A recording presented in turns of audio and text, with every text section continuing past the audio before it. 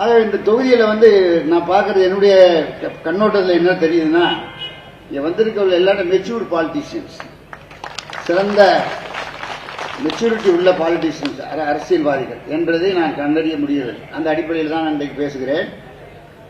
நம்முடைய தலைவர் வந்து மிக எளிமையானவர், ஒரு முதலமைச்சர் மாதிரி நடந்துக்க மாட்டார், எல்லாத்தையும் அன்பா பழகக்கூடியவர். இப்ப நாங்க அமைச்சர் மாதிரி நடந்துக்கிறோம், தளபதி ரகுபதி இருக்காரு, மையநாதன் இருக்காரு, நான் இருக்கேன்னு நாங்க நடந்துக்கிறது கிடையாது. தொகுதிக்கெல்லாம் போனா நாங்களும் உங்களோட ஒரு ஆள் தான். அதே மாதிரிதான் இப்படி என்ன காரணம்னா, நம்முடைய ஆட்சியில இந்த மாதிரி அமைச்சர்கள் இருந்து சாதாரண அடிமட்ட தொண்டன் வரை ஒன்றாக இருக்கக்கூடிய ஒரு நிகழ்வு எங்கே நடக்கும்னா திராவிட மாடல் ஆட்சியில் தான் நடக்கும், வேற எங்கேயும் நடக்காது. எங்க அப்பா காங்கிரஸ்காரர், மாவட்ட தலைவர். நான் காங்கிரஸ் இருக்க முடியுமா? அண்ணா ஒரு மாணவராக இருக்கும்போது கூப்பிட போனோம், பேசுறேன் நீங்க வந்து அப்படின்னு சொல்லி அவர் சொன்னான். அப்போ அவர் முதலமைச்சர் ஆக போறாரு, முதலமைச்சர் ஆகிட்டார். பயங்கர கூட்டம். நாங்க மாணவர்கள் போய் நாங்க ஒரு செட்டியார் ஒருத்தர் எம்எல்ஏ ஆனார், அவர் ஆர்விஎஸ் எய்த்து. ஆர்விஎஸ் என்பது ஒரு பின்பலம் உள்ளவர். அவர் எங்க அப்பாலாம் வேலை செய்யறோம், நாங்க அவர் எய்த்து வேலை செய்யறோம். கடைசியில் நாங்க 22,000 ஓட்டு நாங்க ஜெயிச்சிட்டோம். சிவகங்கை தொகுதியில சமுதாயம் எல்லாம் கட்சி தான் வென்றது, திராவிட முன்னேற்ற கழகம் தான் வென்றது, உதயசூரியன் தான் வென்றது. போய் அவரை கூப்பிட்டோம். அண்ணா முதலமைச்சர் மரியா, என்னப்பா உங்க எல்லாம் மாதவனை மந்திரியா போட்டுக்கணே அப்படின்னாரு. மந்திரியா போட்டுக்கலாம் சரிங்க, நீங்க வந்து பேசினா நல்லா இருக்கும், எழுச்சி நாள் சிவகங்கையில அப்படின்னு சொல்லி மாவட்ட தலைநகர்ல ஒரு பெஞ்சு போட்டிருந்தாங்க. இல்லையா முதலமைச்சர் வீட்டில் பெஞ்சு போட்டிருக்காங்க அப்படின்னு வச்சுட்டு அதில் உட்காருங்கன்னாங்க. நாங்கள் உட்கார்ந்து ஒரு பெஞ்சில் சாதாரண மர பெஞ்சு அண்ணா அவர்கள் வீட்டில் எவ்வளவு முதலமைச்சர் ஆகிட்டார். அண்ணா பார்த்தா எங்க பார்த்தோம் ஏகப்பட்ட கூட்டம், தமிழ்நாடு முழுக்க ஆள் வருவான்ல, நம்மளால தான் தெரியுமே உங்களுக்கு, பதவி வந்தா உடனே வந்துருவான்ட்டு அவரை எல்லாரும் வந்துட்டாங்க. அண்ணா அவர் கூட்டத்தில் நின்றுருக்கான், போய் உட்கார்ந்துருக்கான். அண்ணா வந்தார், வெளியே வந்தார், எங்களை முதல்ல கூப்பிட்டார். கூப்பிட்டு போனான். என்னன்னு கேட்டார், நீங்க வந்து பேசணும், எழுச்சி நாள்ல எழுச்சி உரை ஆட்டணும் சிவகங்கையில அப்படின்னு கேட்டான். உடனே இல்லப்பா நிறைய வந்திருக்காளே, மந்திரிகள்லாம் கூப்பிடுறது, எம்எல்ஏக்கெல்லாம் வந்திருக்காளே, நீங்க நாங்க வந்திருக்கேன் எங்களை பாருங்க கொஞ்சம் என்று கேட்டேன். நாங்க வீட்டுக்கு போறதுக்குள்ள எங்களுக்கு செய்தி வந்துச்சு, சிவகங்கைக்கு நான் வருகிறேன் என்று அண்ணா சொன்னார். அத்தனை பேரையும் புறக்கணித்து விட்டு, எம்எல்ஏக்கள் மந்திரிகள் அவரையும் புறக்கணித்து விட்டு மாணவர்களுடைய அழைப்பை ஏற்று சிவகங்கை மாவட்டத்தில் சிவகங்கை தலைநகரில் வந்து அண்ணா எழுச்சி நாள் பேசினார் முதலமைச்சராக. அப்ப அண்ணா எப்படிப்பட்டவர், எளிமையானவர் என்பதை அதிலிருந்து நாங்கள் பேசினாங்க. அண்ணாவுடைய பெருமைகளை பற்றி நம்முடைய மீனாதன் பேசினார், நம்முடைய ரகுபதி அவர்கள் பேசினார்கள், எல்லாம் பேசினாங்க. அண்ணா வந்து ரொம்ப எளிமையானவர். புற்றுநோய் நோய் காலத்தில் கூட அவர் ஏசி போட்டுக்கல. மருத்துவர்லாம் சொன்னா நீங்க ஏசி போட்டுக்கிட்டா கொஞ்சம் நல்லது அப்படின்னு. இல்லை வரி பணத்தை நான் ஏசி போட்டுக்கிற மாட்டேன், நான் வந்து சாதாரணமாக தான் இருப்பேன் என்று சொல்லி இந்த உலகை விட்டு மறைந்தவர் அண்ணா அவர்கள். அப்படிப்பட்டவர் பேரறிஞர் அண்ணா. கலைஞருடைய தம்பி, அவருடைய தம்பினா நான் 3 ஆண்டு காலம் தான் அவர்கிட்ட இருந்தேன். அப்ப கூட்டிட்டு போவார், பாப்பாவோம் அப்படிம்பாரு. நான் ஒரு தவணை நான் எம்ஜிஆர் வந்த 4 நாள பேச மாட்டீங்க, நீங்க சரியா பதவி கொடுக்கல, ஏப்ப உன்னை தான் நான் எடுத்துக்க சொல்லிட்டேன், பதவி எது வேணாலும் எடுத்துக்க அப்படின்னு சொல்லி அப்புறம் முதலமைச்சர் ஆகிட்டார். நான் போய் அப்புறம் சரி வா சாப்பிட போனோம். அவர் வீட்டில் போய் ஒரு இட்லி சாப்பிட்டார் கலைஞர், அவ்வளோதான் அவர் சாப்பிட முடியும். அவர் சொன்னார் என்னால் முடியாதுப்பா நீ சாப்பிடுப்பா அப்படின்னாரு. நான் சொன்னேன் நானும் 2 இட்லி 3 இட்லி சாப்பிட்டேன், அதுக்கு மேலே சாப்பிட மாட்டேன். இப்போ நம்ம ஒன்று உங்களுக்கு சொல்றேன், ஹெல்த் இஸ் வெல்த். உடல்நிலை தான் முக்கியம், சொத்தோ சுகமோ நம்ம கூட வராது, எல்லாம் பார்த்தாச்சு. உடல்நிலையை நல்லா வச்சுக்கிட்டா போதும். இப்போ எனக்கு என்ன வயசு, நான் சொன்ன ஒரு மாதிரி எனக்கு சொல்ல மாட்டேன், நீங்களே முடிவு பண்ணிக்கிட்டேன். காரணம் என்னன்னா, தலைவர்கிட்ட நான் சொன்னேன் 2026 2031 நீங்க வருவீங்க, மறுபடியும் மீண்டும் முதலமைச்சராக வருவீங்க, திராவிட முன்னேற்ற கழக ஆட்சி வரும், நாங்க ஒரு பீடம் கூட இருப்போம், நீங்க அதுக்கு மேல இருந்தா நீங்க செயல்படுங்க, செயல்பட வரைக்கும் தான் அவருடைய அமைச்சராக இருக்குன்னு சொன்னேன்.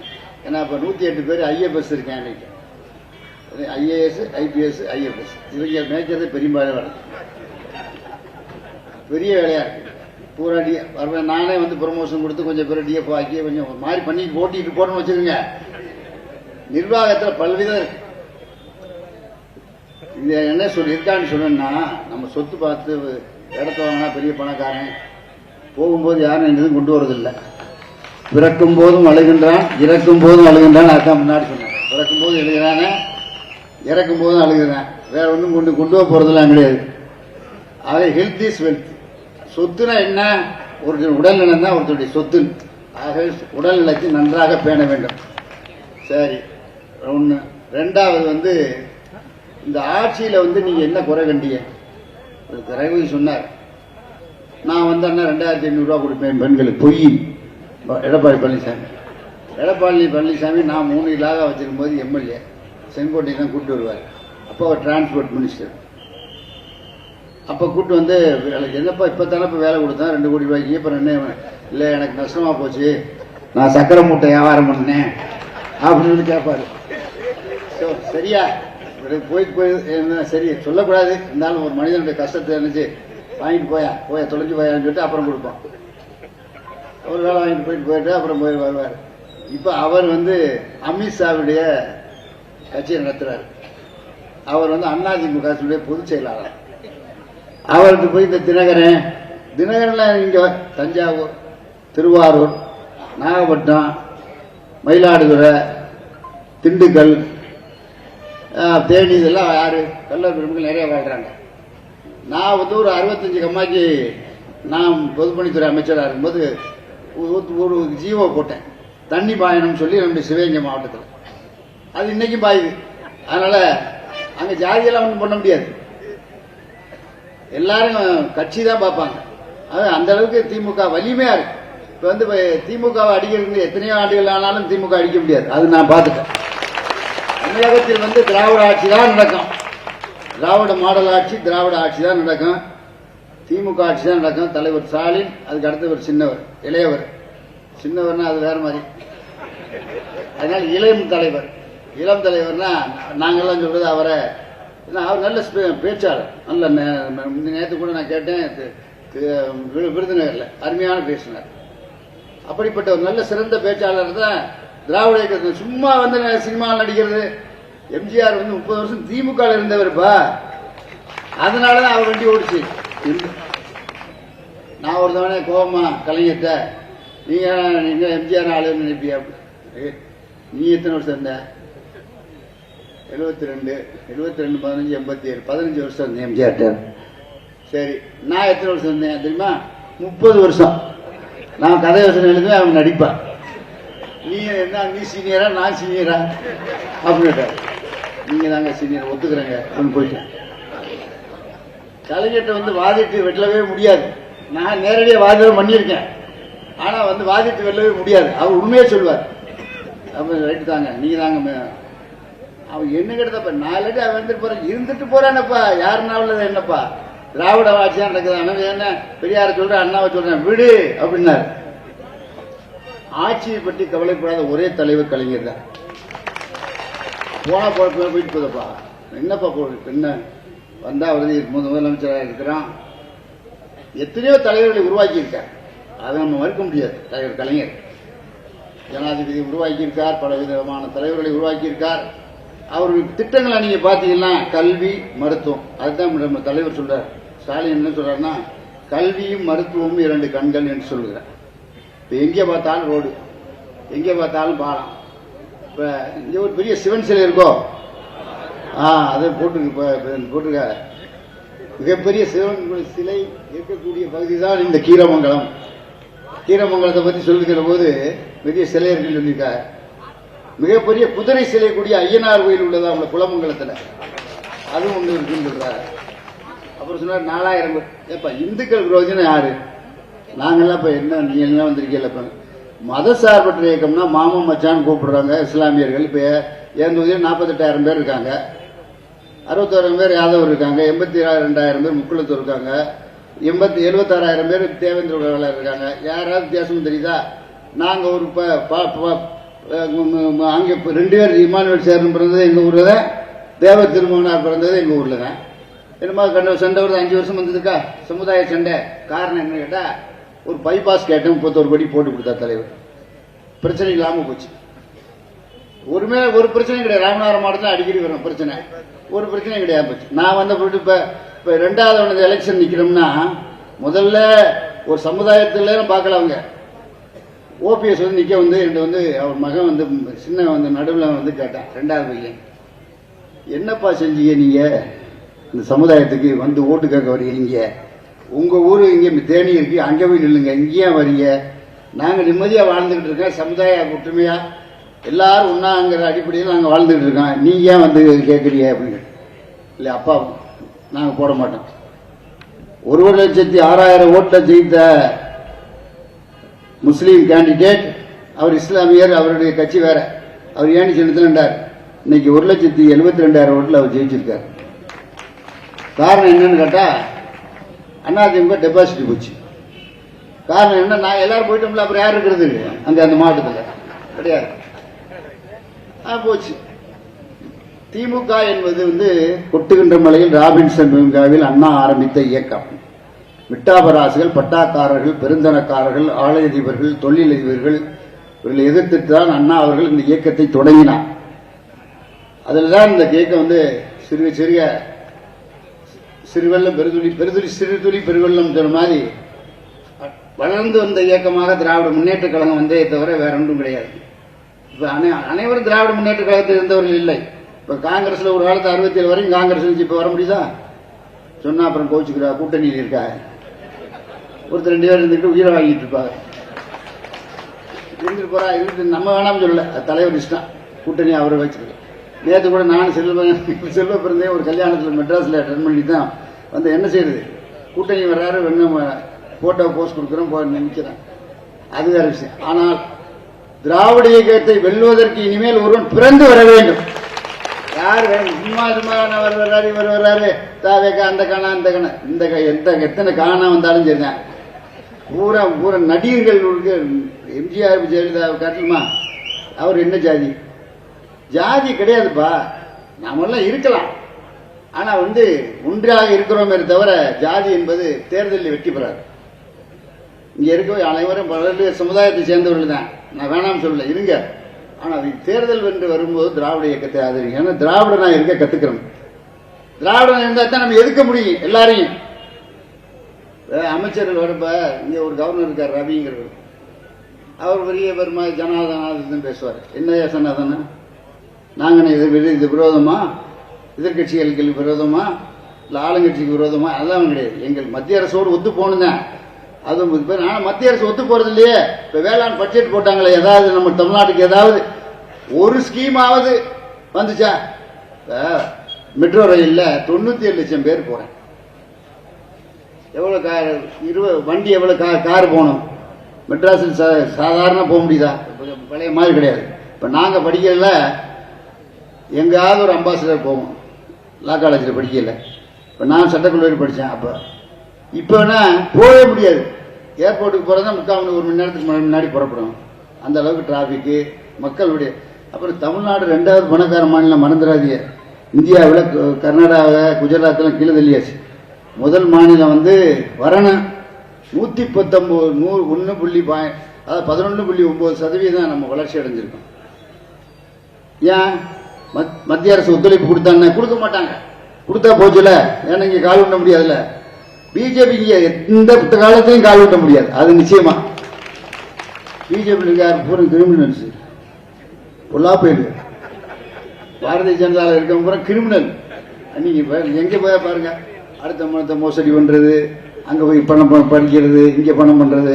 நாங்க வாங்க உங்களுக்கு அறநிலையத்துறை இதுல இப்ப என்ன துறை வச்சிருக்காங்க, வருமான வரித்துறையில சொல்லி கொடுத்துறோம், அப்புறம் அமலாக்கத்துறையில எல்லாம் பண்றோம், அப்படி ஆக்கும் இப்படி ஆக்குன்னு சொல்லிட்டு காசு கேட்பாங்க.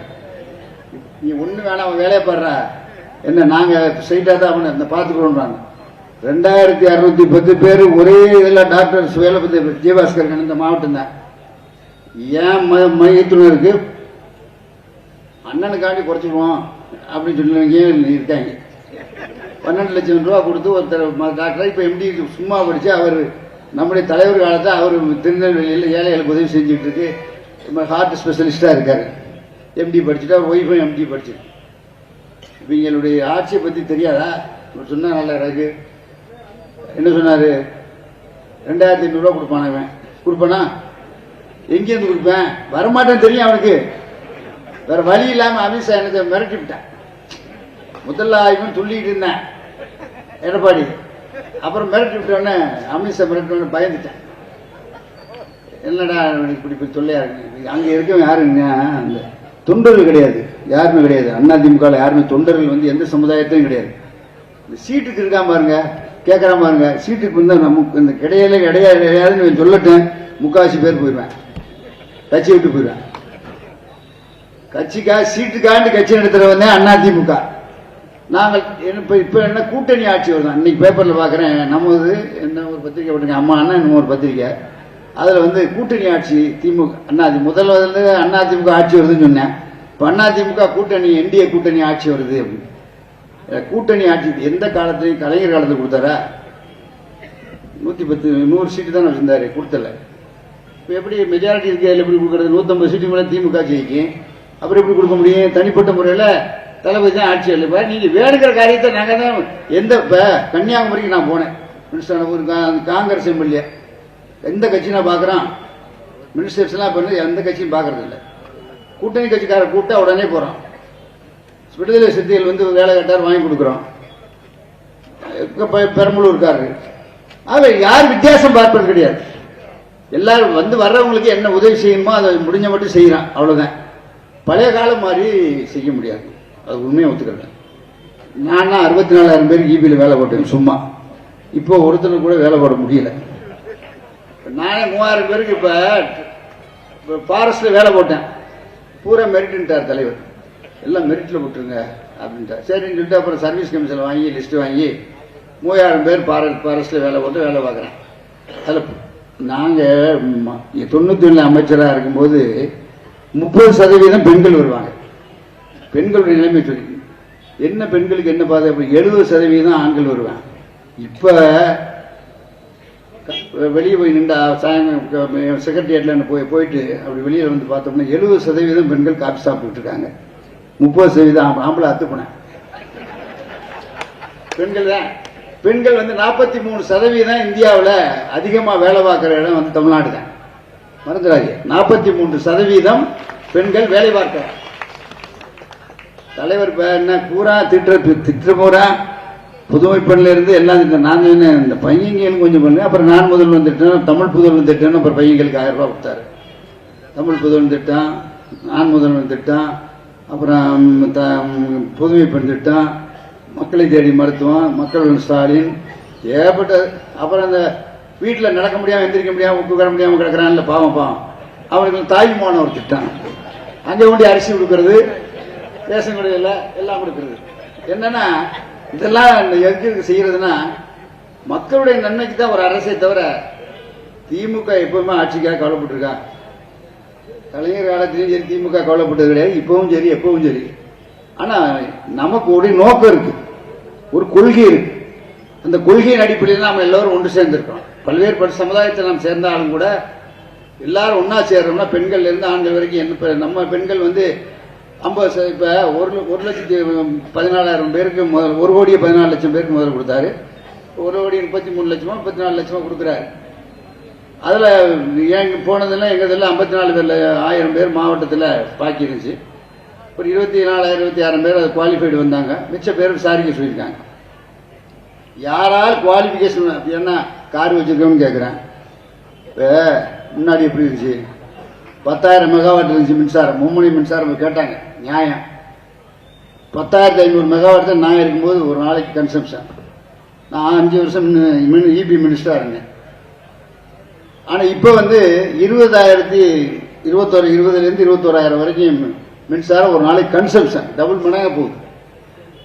அப்ப என்ன வித்தியாசம்னா மின்சாரம் வந்து இப்ப அதிகமா மக்கள் வந்து பயன்படுத்துறாங்க. எங்க பார்த்தாலும் லைட்டு, எங்க பார்த்தாலும் கடைக்கு ஏசி, எங்க பார்த்தாலும் வீட்டில் கிராமத்தில் கூட ஏசி போட்டிருக்காங்க. யாரையும் வேணாம்னு சொல்ல முடியாது, அது ஆட்சி இல்லை. இப்ப திமுக ஆட்சியில் என்ன நீங்க குறை கண்டீங்க? அப்பா என்னோட மெரிட்ல எல்லாமே மெரிட் தான். எது குறை கண்டீங்க? கட்சிக்கு இருக்கவெல்லாம் என்னத்துக்கு போயிருந்தா நம்ம திமுக நான் சொல்லுது, அப்ப பழைய ஆட்சி இல்லை, நீங்க வேகமா வராதிய, வந்து கொடுங்க, முடிஞ்ச மட்டும் செஞ்சு கொடுக்குறோம் அப்படிதான் சொல்றது. அப்படிதான் செய்ய முடியும். அதான் நம்முடைய ஆட்சி. ஏன்னா மக்கள் வந்து ரொம்ப விழிப்பா இருக்காங்க. இப்ப வாட்ஸ்அப்ல போடுறேன், ஒத்தையில உட்காந்துக்கிட்டே எழுதுறேன் விட்டேன். இவன் இருந்து அவனுக்கு டிரான்ஸ்பர் பண்ண, அவன்ல இருந்து அவனுக்கு டிரான்ஸ்பர், வீட்டுல இருந்து ஒத்தையில ஒருத்தர் எழுதுறது, அவன் கருத்து அவன் சொல்லிட்டு போயிடுறது. அது வாட்ஸ்அப்ல வர்றது. என்னையா அது? வாட்ஸ்அப்னா என்ன? எல்லாரும் விரும்புற ஒரு நிகழ்ச்சியை வாட்ஸ்அப்ல போட்டா சரிதான். ஒருத்த விரும்புற நிகழ்ச்சியை தனியா போட்டு போயிட்டு அவன் பாட்டுக்கு டிரான்ஸ்பர் பண்ணிட்டு போயிட்டே இருக்கான்னா என்ன அர்த்தம்? ஆக இப்படிப்பட்ட ஒரு நிலை இன்னைக்கு இருக்கு. அதனாலதான் அதிகமான பேர்களே அப்பாயின்மெண்ட் போட முடியல. ஆனா முடிந்த அளவுக்கு எல்லா இடங்களுக்கும் ரோடுகள், சாலைகள், பாலங்கள் எல்லாருக்கும் எல்லா தொகுதியிலையும் வேலை நடக்குது. நான் கூட இப்ப அமுல் தொகுதி போன இந்த குடியாத்தத்துக்கு போனேன். அங்க பார்த்தா ஒரு எம்எல்ஏ தான், ஒரு பெண் எம்எல்ஏ, ஒரு எஸ்சி எம்எல்ஏ. ஆனா அவங்க வந்து எல்லா நன்மையும் செஞ்சிருக்காங்க அந்த தொகுதியில. ஆச்சரியமா இருக்கு. என்னன்னு கேட்டா, தலைவர்கிட்ட போய் சொன்னேன், உடனே செஞ்சு கொடுத்துட்டாரு என்று சொல்லுகிறார். ஆகவே பொதுமக்கள் பிரச்சனைகள் எதுவாக இருந்தாலும் உடனே செயல்படுகிற ஆட்சி திமுக ஆட்சி தான் என்பதை மகளிர் புரிந்து கொள்ள வேண்டும். நீங்களும் புரிஞ்சுக்கணும். ஆகவே 8 மணிக்கு மேல பேசினா ரொம்ப நேரம் பேசுறதான்னு சொல்லுவாங்க. அரை மணி நேரம் அப்புறம் பணி பண்ணுங்க, அப்புறம் தொல்லையெல்லாம் வரும். என்ன நம்ம மறுபடியும் ஓட்டு போட போறோம், மறுபடியும் திமுக ஆட்சி வரப்போகுது. இதுக்கு எதுக்கு பேசிக்கிட்டு இருக்காங்க? ஆக இந்த ஆட்சி தான் வரும். நாங்கள் இது திருப்பி திருப்பி சொல்றோம். இன்னும் நிறைய இருக்கு பேசணும்னா நிறைய பேசிட்டே போலாம். இப்ப தளபதியை வந்து நம்பர் 1 முதலமைச்சர் ஏன் சொல்றோம்? தமிழ்நாடு மாநிலம் தலை குனியாது பேசினார் நம்முடைய மாவட்ட செயலர் ரகுபதி. அவர் என்ன சொன்னார், எதுக்கான சொன்னார் தலை குனியாதுன்னா, என்ன இழிச்சா வேணாம் தமிழர்கள்லாம், தமிழர்கள் எல்லாம் விவரம் தெரிஞ்சவன். அவ்வளவு பேர் யாராவது சொல்ல முடியுமா? ஆண்களை பெண்கள் விவரம் தெரியாத ஆளுன்னு எல்லாரும் விவரம் தெரிந்தவர்கள். எல்லாருக்கும் எல்லாமே தெரியும். இப்ப நம்மளை காட்டிலும் அரசியல் கிராமத்துல பேசுறேன், டீ கடையில் பேசுற அரசியல் தான் பெரிய அரசியல். ஆக நம்மளை காட்டிலும் பெரிய பெரிய கெட்டிக்காரன் நாம பெரிய நம்ம நினைச்சுக்க வேண்டியதான், நம்ம மந்திரியா இருக்கோம்னு. ஆனா கிராமத்தில் இருக்கிறவங்களுக்கு ஒவ்வொருத்தருக்கு யாரை பத்தி நல்லா தெரியுது. இவன் நல்லா வந்தா செயல்படுவேன், இவன் வந்து போய மாட்டேன், இவன் வந்து சும்மா டூ படிக்கிறான், இவன் ஏமாத்துறேன், இவன் நல்லா தெரியுது. அதனால மெயினாக கை கட்டிய ஏன்னா செயல்படுற மந்திரி மாதிரி செயல்படுறது இல்லை. இப்ப நான் கூட பிற்பட்ட நலத்துறை பார்த்தேன், பெரிய நல்ல துறை அவர் நிர்வகிக்கிற. அதனால ஏழை எளிய மக்களுக்கு, நம்ம போல சாதாரண மக்களுக்கு நன்மை செய்யக்கூடிய துறை. பள்ளிக்கூடங்கள், சாப்பாடு, சமூக நீதி விடுதிகள். முதல்ல பிற்பட்டோர் நலத்துறை விடுதி அது இதுன்னு வச்சிருப்போம். இப்போ சமூக நீதி விடுதிகள்னா என்ன? எல்லாருக்கும் எல்லாம் தான் சமூக நீதி. நான் குலச்செல்லையா எல்லாரும் எனக்கு எல்லாம் ஒரு மீட்டிங் நடத்தணும். ஆறு நம்ம இவர் ராமதாஸ் எல்லாம் சேர்ந்து. அப்ப வந்து சமூக நீதி ஃபார் ஆல் கம்யூனிட்டி. கிருஷ்ணாமி வந்தாரு, இவர் வந்தார், சேதராமன் வந்தார், எல்லாரும் வந்தாங்க, எல்லா சமுதாய மக்கள் வந்தாங்க. ராமதாஸ் வந்தார், அவர் தலைவர், நான் செயலாளர். நாங்கள் 11 மாநாடு நடத்துறோம். நான் வட மாவட்டங்களில் வேலூர்ல இருந்து. அந்நியர் கூட்டு போட்டாங்க, மாடாம என்னப்பா செய்யறதுன்னு கேட்டாரு. நான் சொன்னேன், அப்புறம் அந்நியர் கூட்டு போடலன்னா அந்நியர் கூட்டு போடலாம், அந்நியர் கூட்டு போடுவானா அப்படின்னு கேட்டேன். என்னப்பா அப்படி கேட்கறான்னு கேட்டாரு. அதெல்லாம் பேசக்கூடாதுங்க, நம்ம வந்து எல்லா சமுதாயத்துக்கும் சமூக நீதி வேணும்னு கேட்கிறோம்.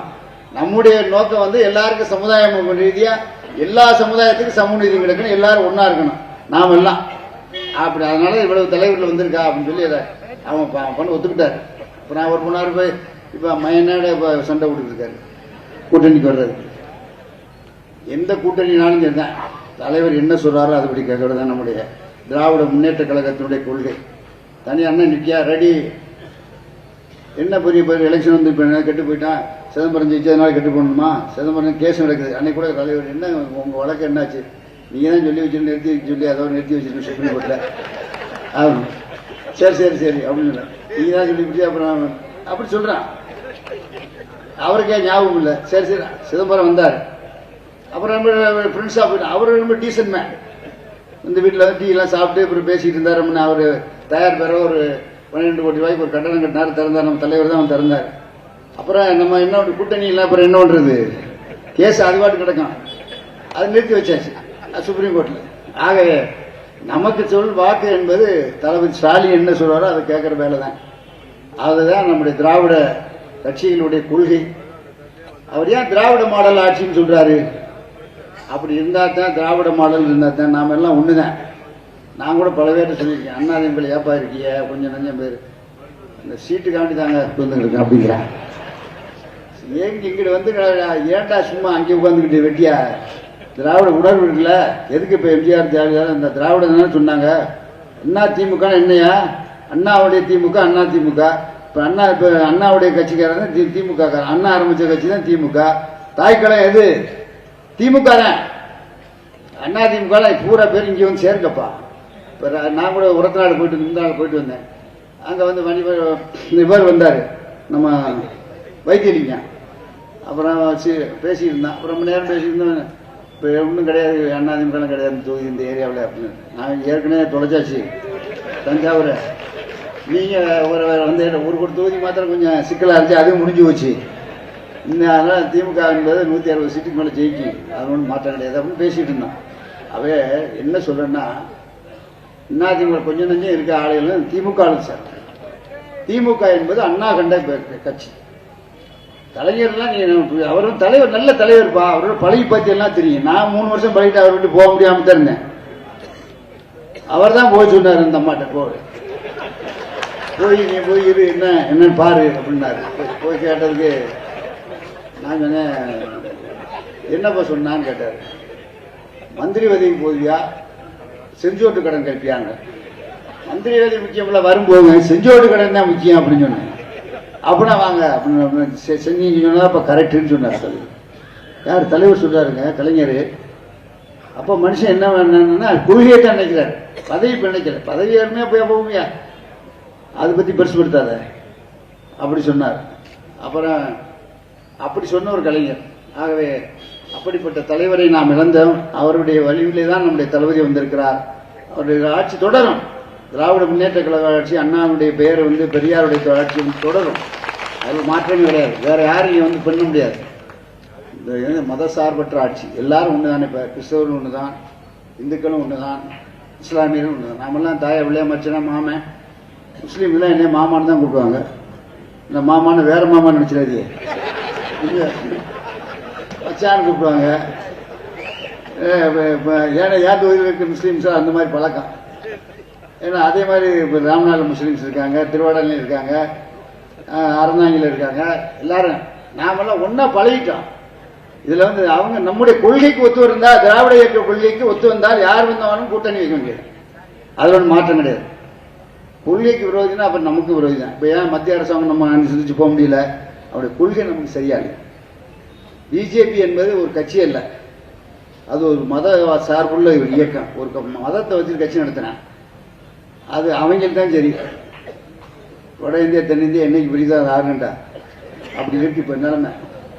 ஆகவே அப்படிப்பட்ட ஒரு சூழ்நிலையில நம்முடைய திராவிட மாடல் ஆட்சியினுடைய நாயகன் நம்முடைய தளபதி அவர்களை ஆதரிக்க வேண்டும் என்று உங்களை எல்லாம் அன்போடு கேட்டு, நேராச்சு 8 மணிக்கு மேல ஆயிடுச்சு. 8:10 அவர் ட்ரெயினுக்கு ஏற போகணும். 60 8:30 மணிக்கு புறப்படணும்.